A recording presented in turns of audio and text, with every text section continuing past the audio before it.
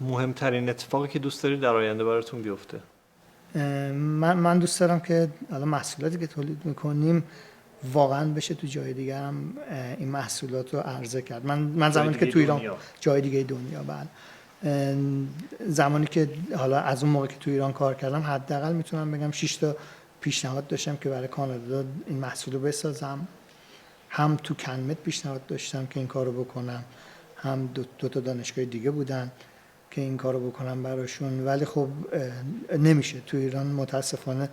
حتی اون دو تا دانشگاهی که تحریم داریم، تو دو تا دانشگاهی که تو کانادا بودن حتی به من گفتن که با ما راه میان که چون انتقال مالی و اینجور چیزا نمیشه داشت اصلا. به من گفتن حتی میتونن این کارو بکنن قطعه بخرن برای من بفرستن، نمیشه پول انتقال داد و اینجور چیزا. اینو من خیلی دوست دارم که این اتفاق بیفته، چون فکر میکنم تمام شرکتایی که من دارم میبینم تو ایران که دارن زحمت میکشن تا موقعی که بازارشون بازار جهانی نشه اینا نمیتونن شکوفا بشن.